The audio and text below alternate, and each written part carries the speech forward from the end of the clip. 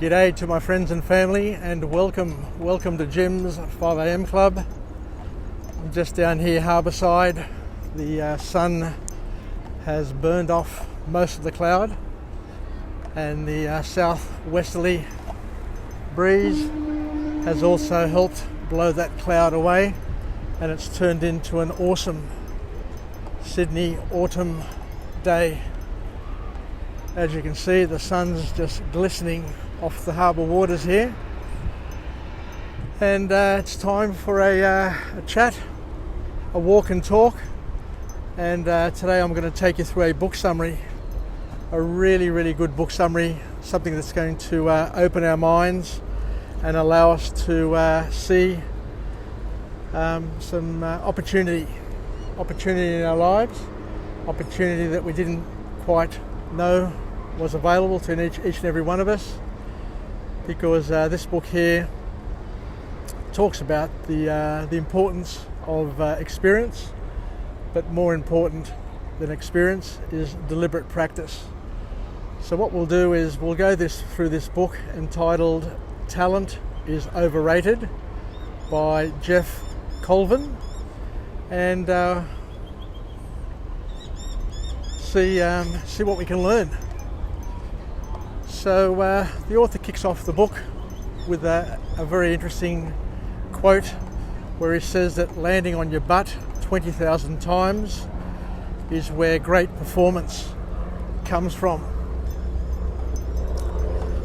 So I guess the key structured point to come out of this book is where the author looks or delves into the concepts of practice and experience, and is able to help differentiate the two, because a lot of people don't know the difference between practice and experience,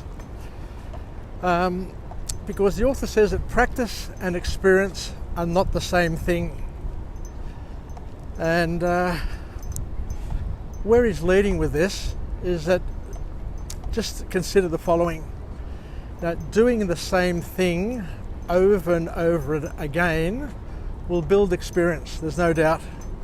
If you do the same thing every single day and you do it over and over and over again, you'll become really good at it.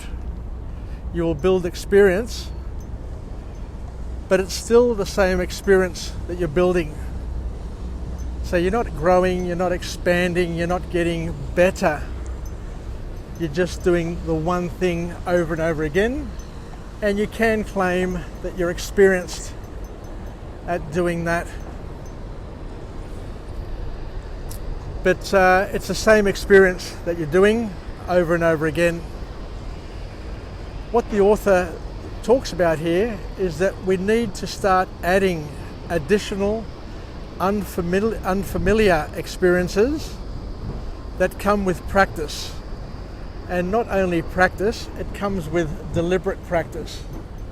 So it's all about adding more arrows to your quiver, growing and expanding your capability, rather than going through life and having the same job over and over and over again and not being able to grow and develop and become the best version that you can. I was very fortunate when I was a young executive and I joined an American company which was the most revered company in the world back in the mid-80s, and it was called IBM. I'm sure everybody's aware of that magnificent organisation called IBM.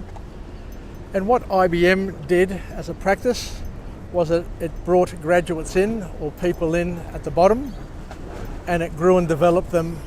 So it trained them and it gave them lots and lots of experiences.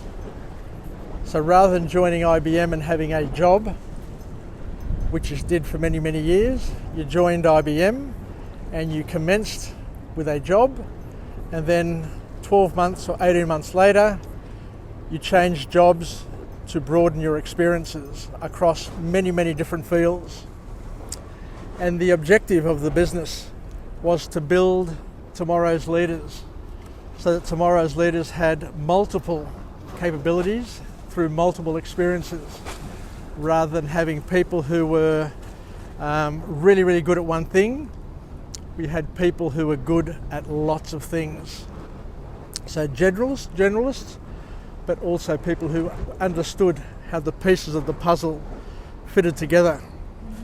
And the way you do this is by bending and stretching, by expanding your comfort zone and doing lots and lots of different things.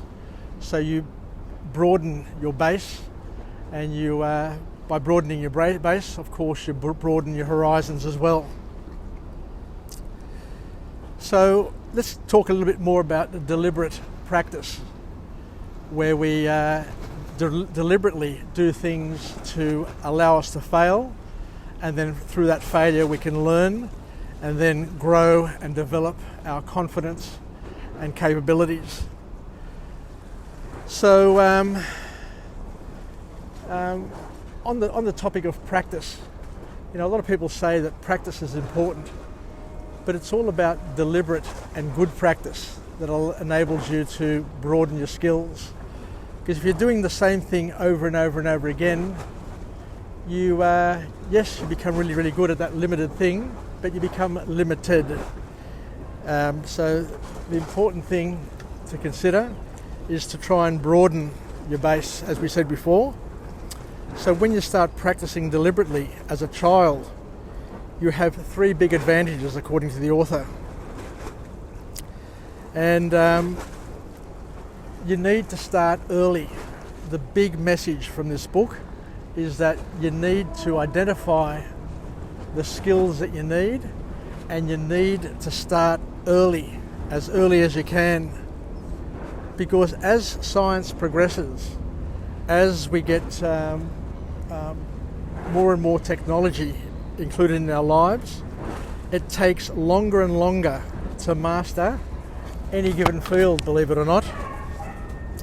So it's important to appreciate that each generation that passes requires people to focus and to practice deliberately from an earlier age in order to master their field, because fields are a lot more complex these days than what they were in the past. And to put this into perspective, Nobel Prize winners are 6 years older on average now than what they were a couple of decades ago. So get it into your head that you need to understand what you want in life as early as you can, and you need to start incredibly early to gain advantage.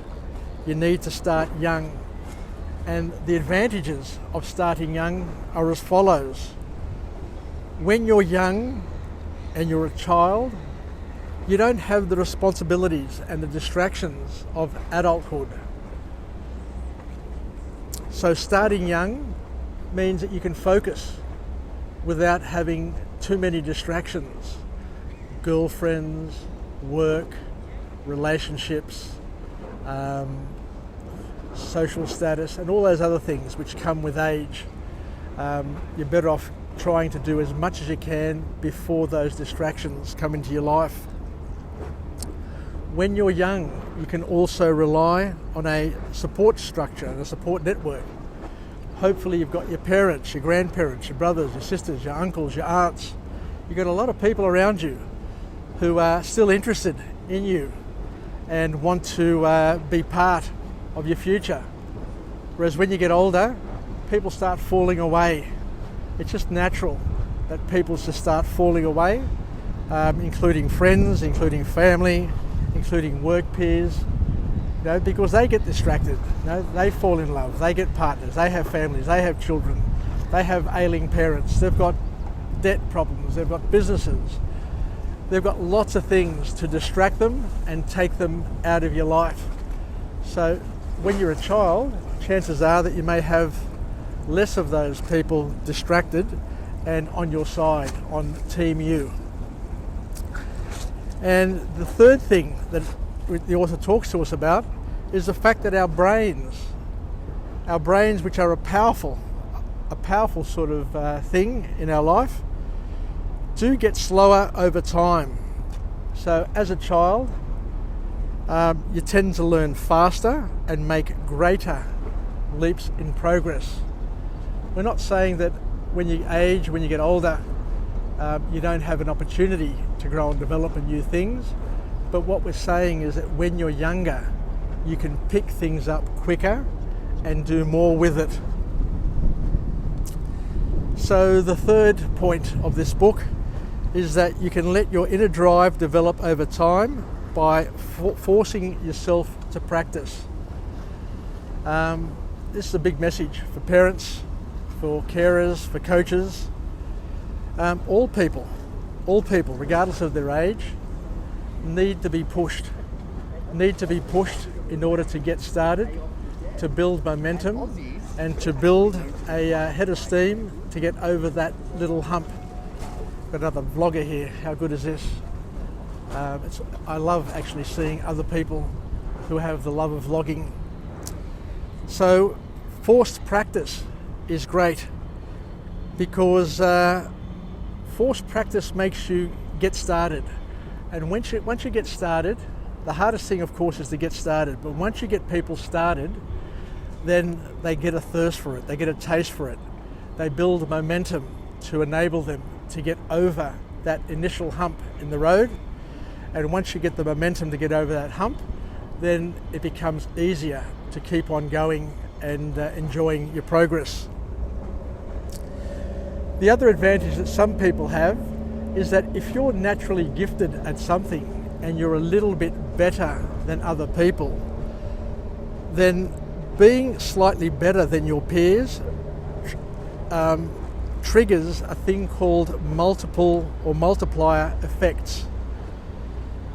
It provides you with a bigger motivation to practice and to achieve better results through better coaching and more support. You're able to attract people to you who are going to support you and are going to want to be part of your team. And it multiplies your advantage. It's just like, somebody who's a golden boy or a golden girl. They tend to have people jumping out of their skins to come and help them, to promote them, to offer them sponsorships, and to do all these other things with them. So if you're slightly better, then you have a multiplier effect that you can tap into. And the bottom line is that we start to learn as we get older that no harm is done when practice is forced upon you. If people believe in you, if people who trust you, who want to be part of your growth and development, there's no harm in them pushing you to a limit. All right, I'm not saying about pushing somebody who doesn't want to do it, who doesn't have the capability. But if you've got the capability and somebody else believes in your capability and trusts in your ability and wants to be part of your success story and has the capability to motivate you and help you and has the time and patience to surf this big wave with you, then you need to welcome them into your life.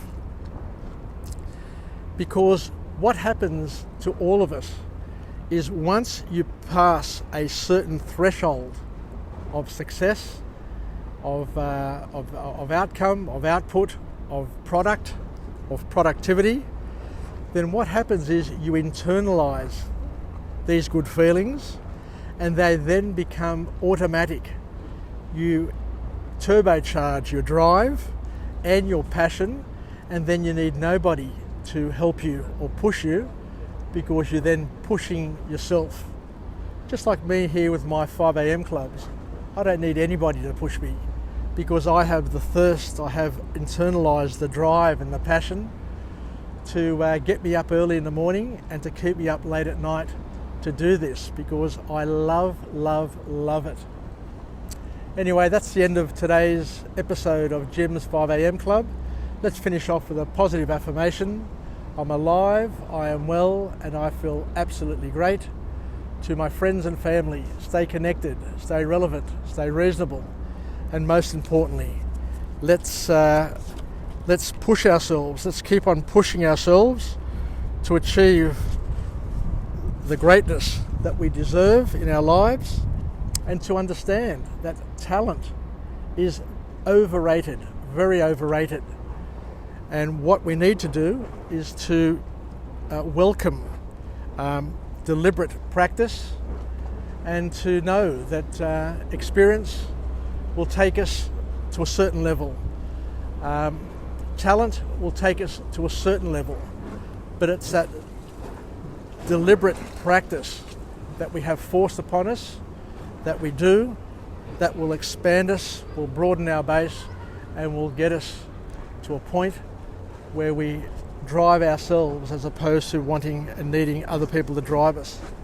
So I hope you got a lot out of this book today, because I love this sort of material, and it's the sort of stuff that I really, really enjoy reading, and I enjoy delivering and talking about. And I hope you can take it on board so that you can live, learn and pass it on, and be the best version you can of yourself, and to be a role model to those around you, and to be the wind beneath their wings, a person who is able to support and help other people materialise and manifest their dreams. Yesterday was the International Day of Women, and the important message there is that to empower somebody, it's not about just saying lovely words and nice words which you forget the next day. It's a mindset, it's a behavioural change, it's an act of love to identify people and to try and work with them to grow and develop, and to be the tigers, the lions, the tigresses, the lionesses that they can be, and to achieve their dreams, and to be role models to others who follow in their footsteps. So thank you very much. Yasa Filakia from Jim's 5am Club, and we'll chat again later on at lunchtime, where we'll go through another book summary. Take care and bye for now.